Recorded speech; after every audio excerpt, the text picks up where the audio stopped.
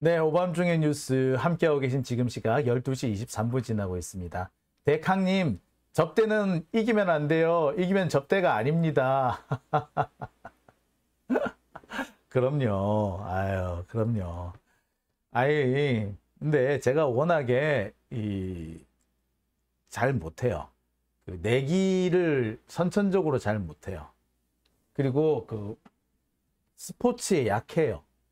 특히 공놀이에 약합니다.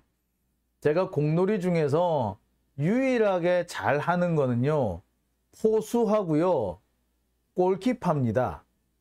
왜? 많이 뛰지 않아도, 진짜 몸 바쳐서 경기를 하잖아요. 그러면 꽤 성실하게 보이는 자리입니다. 포수? 솔직히 포수, 동네 야구에서 포수는 제일 하기 싫은 자리잖아요. 왜 던지는 놈도 엉성하고 받는 놈도 엉성하고 치는 놈도 엉성하니까 맨날 공에 맞는 게 포수였잖아요. 그죠? 야, 진짜 많이 맞잖아. 그래서 잘 못하는 애는 포수 시키잖아. 포수. 그래서 내가 포수예요. 포수. 예. 그리고 축구나 핸드볼의 경우에는 골키퍼를 합니다. 왜? 열심히 쫓아가서 열심히 몸으로 때우면 되게 열심히 해 보이거든. 잘 하진 않지만 열심히 하는 거잖아. 그러면은 다음번에 또 끼워주거든요. 포수도 마찬가지. 몸으로 때우면 잘 하지는 못해도 열심히 하니까 다음번에 또 끼워줘. 예. 제가 그래서 포수와 골키퍼 전문이었는데 그만큼 제가 공놀이를 잘 못한다.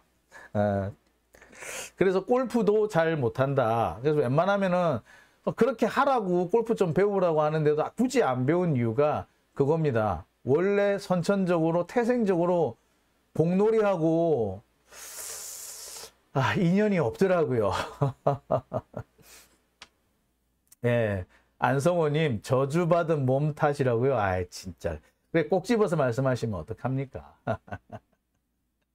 네, 구속도로 장관님 들어오셨군요. 반갑습니다. 풀피님, 몸으로 때워도 못 막으면 꽝인데, 잘 막으셨나 보네요. 그러니까, 아니요, 몸으로, 거의 뭐랍니까, 육탄으로 덤빈다. 하여튼 뭐, 그렇거든요. 예, 거의 목숨을 걸다시피 하면요, 막아져요. 예, 그러고 나면 내 몸은 만신창이가 되는 거지, 뭐. 여기저기 까지고 눈팅이 밤팅이 되고 여기 뭐 머리 홍나고 뭐 그렇죠. 심지어 저는 얼굴로도 공 많이 막아봤어요. 얼굴로 3골 막은 적도 있다니까. 어떤 의사 선생님 저한테 그런 말씀하셨어요. 어릴 때 학교 다닐 때 축구 골키퍼 해서 왜 얼굴로 공 많이 골을 막은 골키퍼들은 목 디스크가 온대요. 이렇게 되잖아요. 퍽 맞는 순간에 목 디스크가 온대. 제가 목 디스크가 있는 이유가 그래서 있는 게 아닌가 싶을 정도입니다. 자, 오밤중의 뉴스. 아유, 그래도 크크크크 하고 난리가 났네요, 아주. 네, 자, 세 번째 주제로 넘어가 보겠습니다. 세 번째 주제는요. 빚쟁이 유동규는 어떻게 수십억 부자가 됐나입니다. 자, 이 얘기를 좀 들어가기 전에 상황 설명을 좀 해야 될 것 같아요. 유동규는요, 대장동 사업이 시작될 무렵만 해도 매우 집이 그렇게 풍족하지 않았어요. 그 당시 대장동 사업이 처음 시작될 무렵까지만 해도 유동규는요, 25평짜리 아파트인가 18평짜리 아파트 있었고 그 아파트 가격이 2억 5천인가 6천인가 밖에 안 됐대요. 그런 아파트에 거주하던 유동규가 대장동 사업이 끝날 무렵에는요. 건 10억 가까운 전세 아파트, 전세 보증금이 한 10억 가까이 되는 9억인가 15억인가 되는 아파트로 이사를 갑니다. 더군다나 그 아파트는요. 이혼을 한 뒤에 재혼 배우자와 살고 있는 아파트였고요. 기존에 살고 있던 아파트는 전처 부인한테 줍니다. 그러니까 생판 새로 집이 하나 생겼다는 얘기죠. 어쨌거나 9억이 넘는 아파트를 들어갑니다. 대단하지? 자, 2억밖에 안 되던 2억 5천밖에 안 되던 자, 더군다나 그 2억 5천짜리 18평짜리 아파트에서 9억짜리 아파트로 몇 년 사이에 이렇게 뿡 키워서 갔다는 것도 놀라운데 더 웃기는 거는요. 그 18평짜리 2억 5천 아파트를 팔았을 때 빚이 1억 얼마인가 됐었고 그리고 그 외상값이 또 몇천만 원 돼가지고 실제로 자기가 그 챙긴 돈 그 전세 보증금에서 챙긴 돈 아파트를 18평짜리 아파트를 팔아서 실제로 챙긴 돈은 얼마 안 된다는 거야. 2억 5천을 다 챙기지도 못했다는 거야. 그랬는데 몇 년 사이에 9억짜리 아파트를 떡 들어갔다? 글쎄 제가 볼 때는 한 10배 정도 갑자기 재산이 뻥 튄 거예요. 와 어떻게 이게? 자 좋아. 집은 또 뭐 그렇다 쳐. 어쩌다가 운이 좋았다 쳐. 자 그런데 유동규가 2012년만 해도요. 돈이 없어서 그럽니다. 남욱이 가져온 돈을 가지고 그 돈을 김용 정진상한테 나눠줬다. 그래서 1,000만 원씩 줬다라고 얘기를 해요. 본인이 돈이 없어. 그러면서 1,000만 원, 2,000만 원을 뭐 남욱 보고 달라 그러기도 하고 남욱 역시 그 돈을 마련 못해서 쩔쩔맵니다. 2012년 그 무렵, 2010년, 12년 이 무렵까지만 해도요.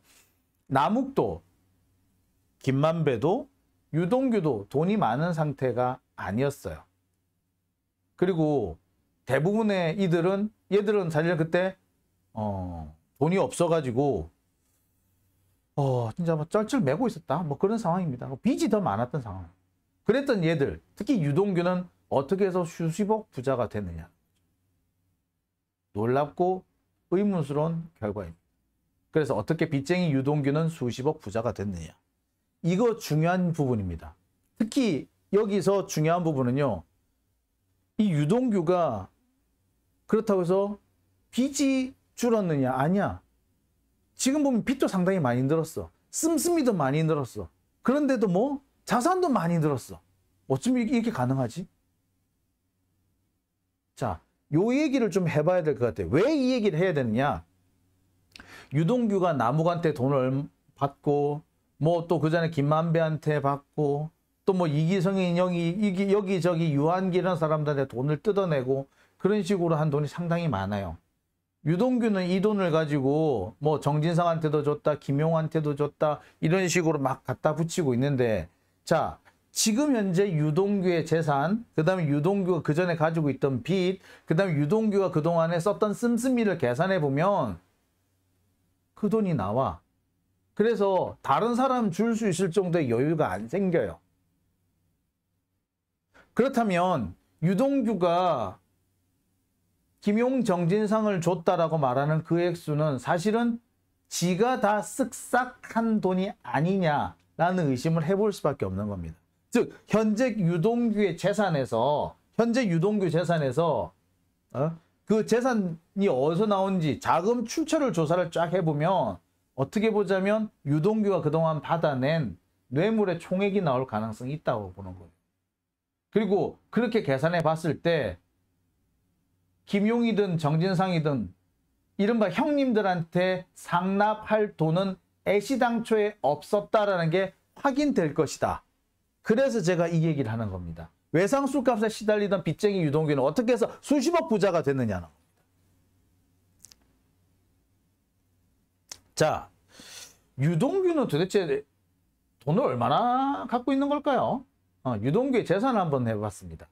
현재 유원홀딩스 자금이 35억이에요. 원래는 40억이었대요. 하여튼 뭐 40억인지 35억인지 근데 어쨌든 35억이라 칩시다. 그 다음에 이기성에서 출발해가지고 김만배를 거쳐서 남욱을 거쳐서 유동규에 온 돈이 한 8억 정도 돼요. 뭐 이 중에 얼마를 또 섞었지. 여튼 그 다음에 광교포레나 아파트 그 전세금이 9억이에요. 지금은 광교포레나 아파트에서 나와가지고 다른 곳으로 갖다 칩시다. 어쨌든 지금 현재 가지고 있는 주택 관련된 부동산 재산이 9억 이상일 겁니다. 자, 여기만 벌써 계산해 보세요. 35억, 8억, 9억. 아이씨, 진짜 열받네. 씨. 이거 벌써 50억이 넘네? 자, 그런데 여기에 김만배가 유동규한테 그냥 턱 주는 게 있습니다. 야, 동규야, 너 그냥 내니 그동안 고생했는데 돈도 못 챙겨주고 미안하다. 자, 이거 니 써라 하고 1억을 턱 줘요. 김만배가 1억 줍니다. 자, 뭐 돈이 되게 많이 나와. 자, 지금 제가 여기서 말씀드리는 돈은요, 제가 지금 자료를 다시 꼼꼼히 뒤져봐가지고 유동규가 받았다는 돈을 역산을 한 겁니다. 자, 여기에 몇 가지 돈이 빠졌어요. 상당히 많은 돈이 빠집니다. 자, 그 다음에 대장동 사건이 불거지기 직전까지 이런 돈이 있고, 여기서 또 하나 빠진 것이 나무그로부터 6억인가 하는 돈을 더 받죠. 뭐 이 나무그로부터 받은 6억 이거를 또 누구한테 준다고 합니다만, 여하튼 간에 지금 현재 유동규가 가지고 있는 돈은 유원홀딩스 자금 35억하고 주거지 아파트 9억하고 이것만 해도 그건 50억 가까운 돈을 가지고 있는 겁니다. 그 다음에 뭐 포르쉐니 이런 것까지 다 합쳐버리면 돈이 상당히 많을 걸로 보여요. 자, 그런데 이 유동규 원래는 얼마를 가지고 있었냐? 원래 자산이 얼마였느냐? 원래 재산은 되게 작았습니다. 아까 말씀드렸듯이 18평짜리 아파트가 있었는데 그 아파트가 2억 5천이었대. 근데 그 아파트한테 근저당이 한 1억 8천만 원인가 잡혀 있었고요. 실제로 아마 그 빌린 돈 한 1억 4, 5천 정도 되는 모양이더라고요. 자, 2억 5천 되는 아파트에 근저당이 1억 5천 정도 잡혀 있었으면 실제로 남는 돈은 1억밖에 안 되네. 그죠? 자, 그런데 유동규가 이 아파트를 팔아서 술값, 외상값을 갚았대. 그래서 외상값이 얼마냐? 4천만 원. 그럼 얼마 남아요? 6천만 원 남네? 6천만 원밖에 없었던 유동규가 갑자기 이렇게 40억대의 재산. 지금 현재 당장 현금 빼고, 현금이 어디 갔는지 모르겠는데 유원홀딩스에 남아있는 자금, 자기 집, 그 다음에 여러 가지 뭐 이렇게 자동차 합쳤을 때 한 40억 이상, 50억 가까운 돈을 가지고 있다는 얘기예요. 자, 6천만 원밖에 없던 애가 어떻게? 자, 그러면 그동안에 아껴 썼나? 자린고비로 살았나? 글쎄. 자, 유동규의 채무를 한번 살펴보겠습니다. 유동규는요, 술값, 유흥비, 이혼자금, 재혼자금으로 상당히 많은 돈을 빌려가요. 내 술값 필요해, 유흥비 필요해, 이혼하는데 돈 필요해, 재혼하는데 돈 필요해 라고 해가지고요, 한 11억 원 이상을 받습니다. 그리고 술값이라든지 유흥비는 솔직히 지금 예산 액수를 산정하기 어려울 정도예요. 이 외에도 철거업자, 그 다음에 돌아가신 유한기 씨, 그 다음에 그 성남도시개발공사 사장이었던 황무성 씨, 이런 사람으로부터 각각 수천만 원에서 수억 원대의 돈을 받습니다. 나중에는 이들한테 돈을 돌려달라는 요구를 받게 되고 때로는 협박까지 받게 되는데 이 협박을 들어주기 위해서 돌려막기를 해. 그래서 야, 나무가 나 지금 협박받고 있는데 돈 좀 빌려줘. 그래가지고 나무가한테 받아서 돈을 갚기도 하고 또 유한기한테 빌려서 갚기도 하고 김문기한테 빌려서 받기도 하고 막 그래요. 자, 유동규의 채무 어마어마한 수준입니다.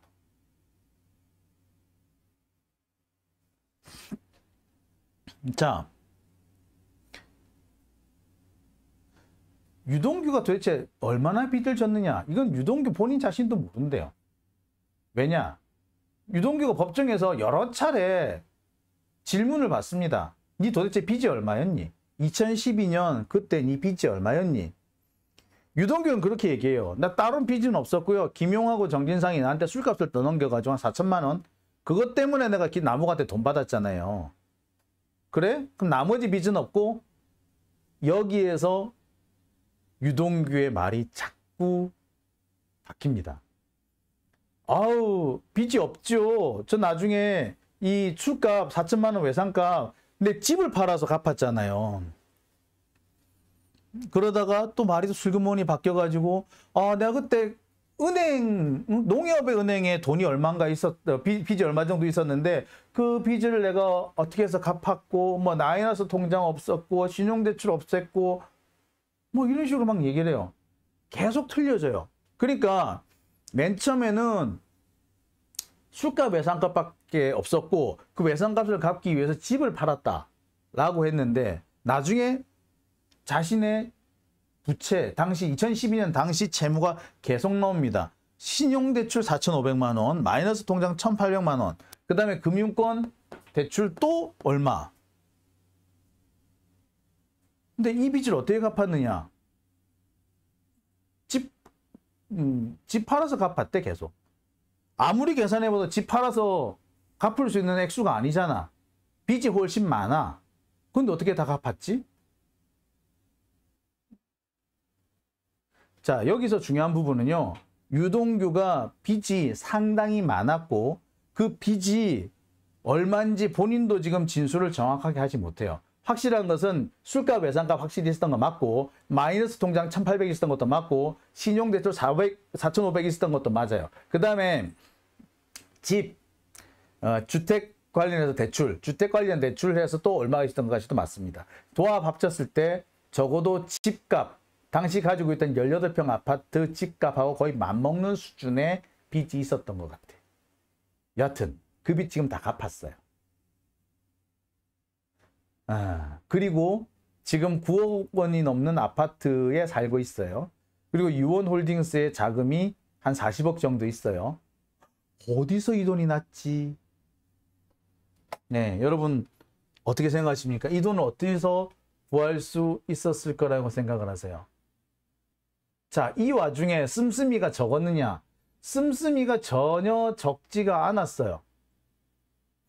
되게 많이 썼어.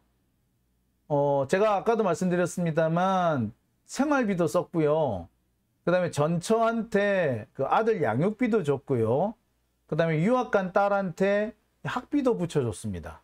그리고 지 유흥비, 술값 계속 들어갔단 말이야. 그 돈 어디서 썼을까? 자, 이와 관련해서 뭔가 좀 짚어볼 수 있는 대목이 하나 있긴 있어요. 뭐냐? 유동규가 업자한테 물렸다는 남욱의 검찰 신문 조서가 있습니다. 유동규가 어떤 업자한테 돈을 3억 원을 빌렸는데 그게 지금 그것 때문에 협박을 받고 있댄다. 그 돈을 제때 갚지 못하면 유동규가 아마 옷을 벗어야 될지도 몰라 라는 얘기를 남욱이 검찰 조사 때 합니다. 자, 그러니까 유동규는 업자한테 물린 돈 3억도 있었네. 그 돈을 갚았나? 어쨌나? 자, 그런데 이 업자한테 물린 돈이 사실 또 오락가락해요. 진짜 황당하지. 그러니까 유동규에 대해서는 뭐 깔끔한 게 하나도 없어. 계속 오락가락이야. 자, 업자한테 물린 돈 남욱이 알기로는 3억 있죠. 그런데 유동규는 업자한테 물린 돈이 4천만 원이래. 이 철거업자한테 4천만 원을 빌렸대. 이 돈 가지고 자기가 아마 딱 이 액수가 보면은 술값 외상값하고 막 겹치는데 아마 그래서 이 술값 외상값이 아닌가 생각이 들어요. 어쨌거나 이 업자한테, 철거업자예요. 철거업자한테 4천만 원을 받아서 뭔가 썼대요.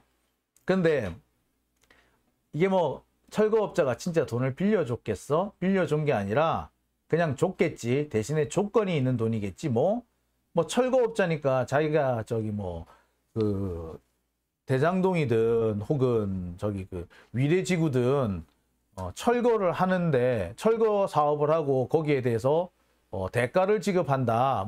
그 철거 사업의 그 사업업자로 선정해 주겠다. 뭐 이런 의미의 돈이었겠죠. 그런데 이 철거업자가 사업을 못 땄어요. 그러니까 어떻게 됐겠어요? 업자가 내가 니한테 빌려준 돈 내놔, 돌려줘 라고 했겠죠.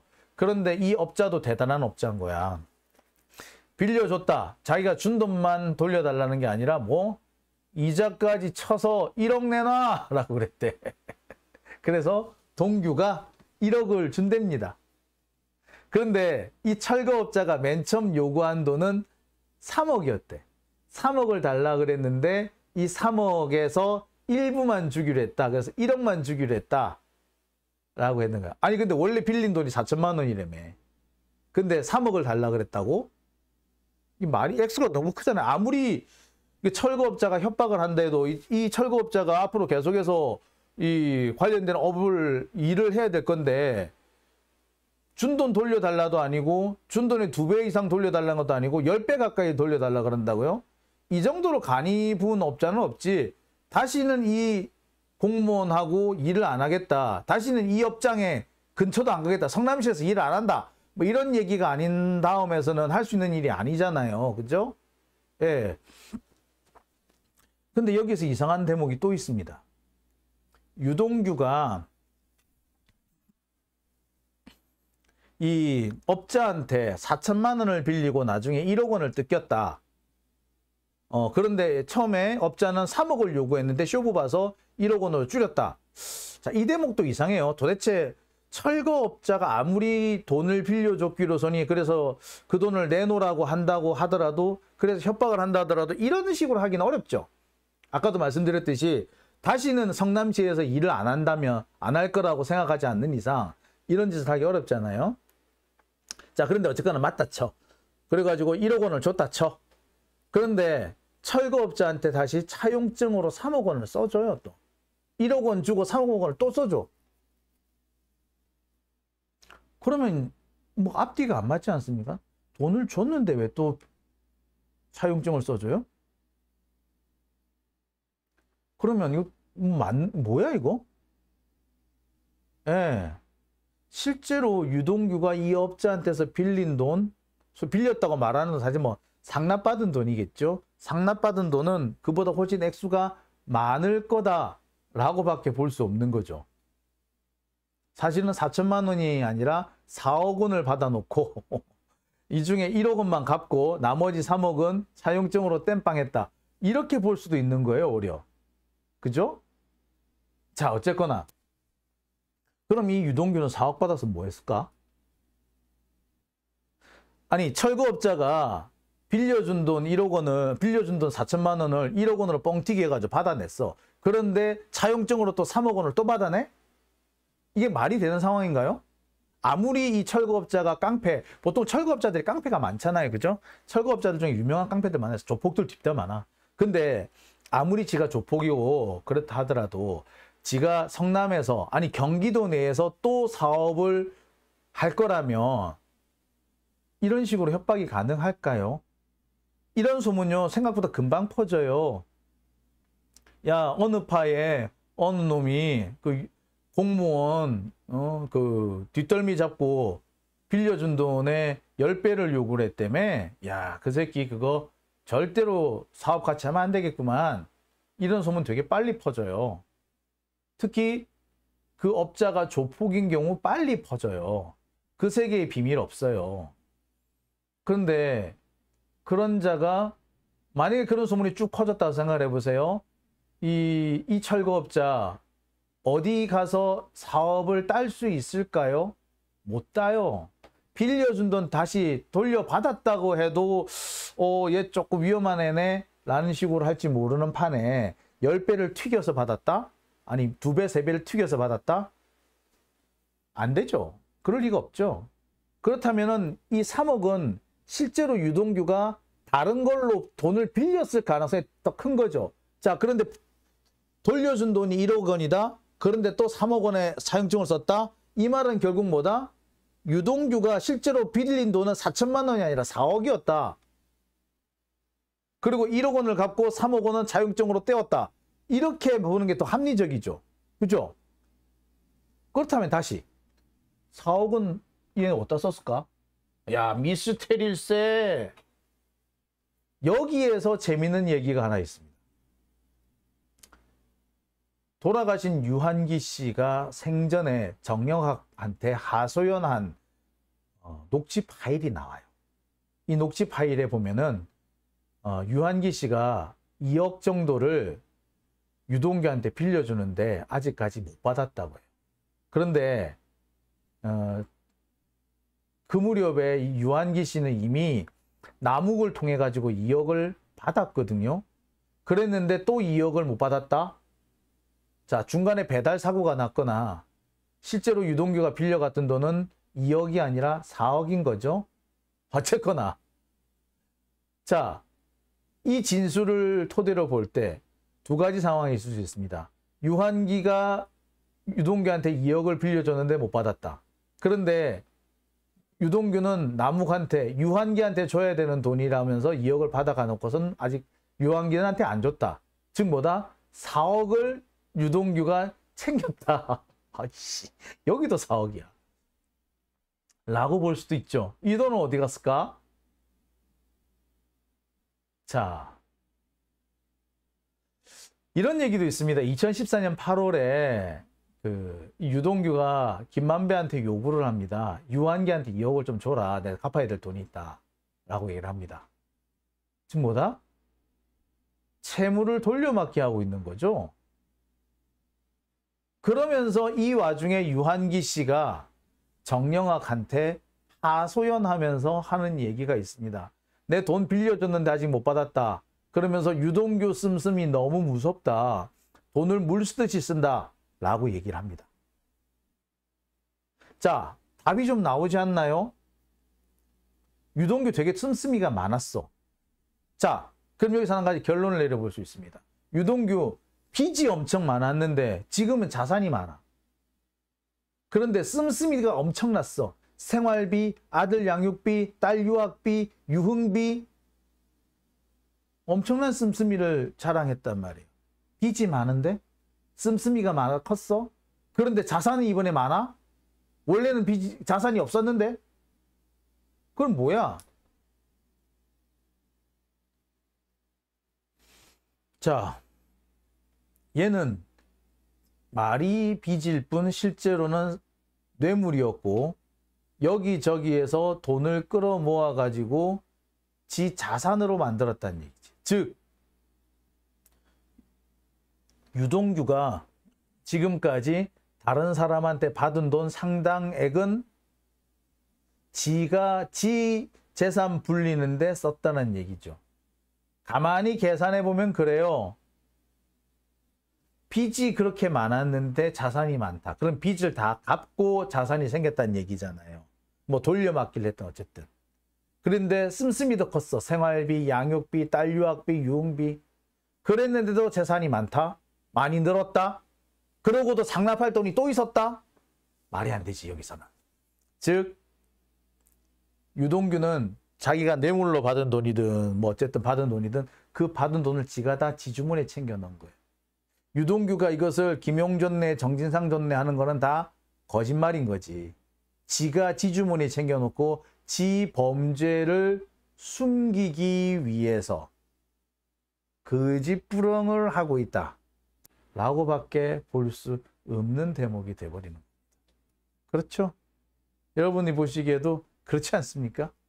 자, 그러지 않고서야 그 많은 빚이 다 어디로 가고 그게 다 자산이 되었으며 자, 그렇게 큰 씀씀이에도 불구하고 자산을 저렇게 많이 모았다? 그렇다면 그 돈은 다 어디서 났어?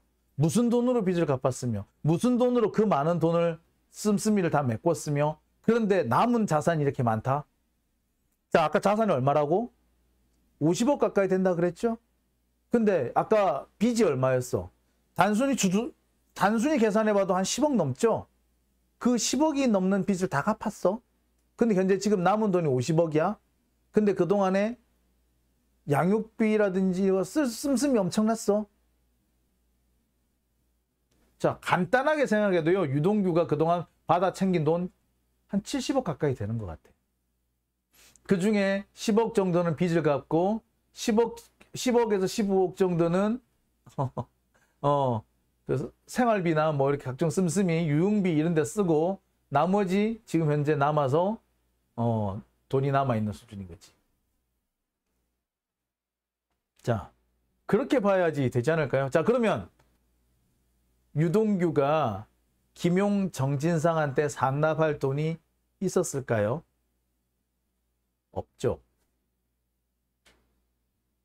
자, 저는 이제 이 부분을 짚어봐야 한다고 생각합니다. 유동규의 현재 재산 상태하고 유동규의 과거 재산 상태를 비교해서 그 사이에 어떤 변동이 있었고 또 유동규가 얼마의 빚을 졌고 이런 것들을 종합적으로 계산해서 유동규가 그간 받아 챙긴 돈을 합산을 했을 때 자, 사용처가 불분명해서 사용처를 다 확인해 봐야 된다고 생각합니다. 그 중에서 사용처가 불분명한 돈이 있다면 그 돈은 어쩌면 그래 뭐 김용 정진상을 줬는지도 모르겠어요. 근데 그 액수 제가 볼 때는 안 나오지 싶어. 아무리 계산해봐도 그 액수가 안 나와. 그러니까 오히려 우리가 모르는 유동규의 비리가 더 있다고 보는 게 맞지. 유동규가 지금까지 드러난 게 비리의 전체이며, 그리고 그 돈을 그 돈 중에 일부를 김용 정진상한테 나눠줬다라고 보기는 어려운 거죠. 여러분도 어떻게 보십니까? 저는 그게 합리적일 거라고 생각이 들어요. 자, 오밤중의 뉴스 7월 23일 일요일 순서는 오늘 여기까지 해서 마치겠습니다. 오늘 뭐 한 3,000분까지 들어오셨죠? 예. 장희용님, 예. 말씀, 아까 뭐라고 하셨나요? 이재명 정권 잡는 날까지라고 하셨고요. 고속도로 장관님, 똥귀야 너도 고속도로 올라타자. 베리님, 나쁜 놈의 새끼라고 해주셨고요. 우금치님 들어오셨네요. 예, 반갑습니다. 자, 스파리아님, 예, 누군 준 적 없고 자기 자산을 쌓았구만이라고 하셨고요. 포시즈님, 답 나옴. 그럼요. 자, 안성호님, 유동규 씀씀이를 말씀하시는 것 같아요. 저 정도면 월 2,000원 벌어야 가능. 아니, 그렇지. 보세요. 자, 지생활비가 있어요. 이게 그 생활비 얼마를 받았느냐. 지금 재혼 배우자한테 물어봐요. 그 법정에서. 재혼 배우자가 월 300을 받았다고 얘기를 해요. 근데 제가 볼 때는 월 300 더 받았을 것 같거든요. 제가 볼 때는 월 300 이상 될 것 같아요. 근데 어쨌거나 월 300. 자, 생활비로 월 300이었으면 유동규 지가 쓰는 돈까지 했을 때 훨씬 더 많았겠죠. 자, 그 다음에 유동규가 아들 양육비로 준 돈, 그것도 월 300에서 500 사이 왔다 갔다 해요. 딸 글쎄 해외 유학을 하고 있는데 유학비, 그래서 제가 볼 때 적어도 200~300은 들어요. 그리고 생활하는 비용이 아마 200~300가량 들 것이고 학비는 또 별도로 들 거란 말이에요. 여하튼 제가 알기는 그래요. 그 한 명 유학 보내는데 적게 잡아도 제가 적게 잡아도 연간 6천만 원 이상 1억 가까이 든다고 제가 알고 있거든요. 어쨌거나 뭐 그렇게 했을 때 월 300 또 들어가요. 자, 그러면 봅시다. 양육비, 유학비, 그 다음에 생활비, 이거만 이미 1,000만 원이란 말이에요. 그 다음에 지유흥비. 예, 간단하게 생각해도 최소선으로 생각해도 월 1,200은 있어야 되는데 그 돈은 안 나왔어요. 유동규가 월급 뭐 도시공사에서 받은 돈이 500 뭐 그랬다 그러거든요. 안 나오는 거지 그 돈. 자, 그리고 차는 차대로 사고 그랜저도 뽑고 그랬더니 아까 제 포르쉐 얘기만 했죠. 그랜저도 뽑았어요. 차로. 그 다음에 집도 샀어 막 그 무렵에. 네? 제가 여기서 씀씀이 다 말씀을 안 드렸어. 네. 참 그렇죠. 네. 뭐 이 부분에 대해서 제가 꼭 말씀드리고 싶은 게 그겁니다. 재판부가 제대로 된 판결을 내리고 싶다면 유동규가 2012년 무렵에 자산 상태가 어떠했는지, 그리고 2021년 그 대장동 사건 터지기 직전에 재산 상태가 어떠했는지 그것을 보고 그 차액을 확인해야 되며, 동시에 그 사이에 생활비는 얼마나 썼으며 유학 비용은 어느 정도 감당을 했는지 요 씀씀이를 다 계산했을 때 총 비용을 뽑아낸 뒤에 유동규가 여기저기서 받아 올린 돈, 이걸 비교를 해서 해야지 실제로 유동규가 상납한 돈이 있는지 없는지가 나올 거라고 봅니다. 여기까지 하겠습니다. 예. 자, 오밤중의 뉴스 오늘은 제가 여기까지만 하겠습니다. 저는요, 내일 이 시간에 다시 찾아뵙겠습니다. 자, 오늘 함께 해주신 분들 한 3,000분 정도 계셨는데 이 시간까지 함께 해주셔서 정말 감사드립니다. 내일 월요일입니다. 월요일 활기차게 보내시고요. 오늘 밤도 편안한 밤 보내시기 바랍니다. 저는 내일 인사드리겠습니다. 여러분 안녕히 계십시오.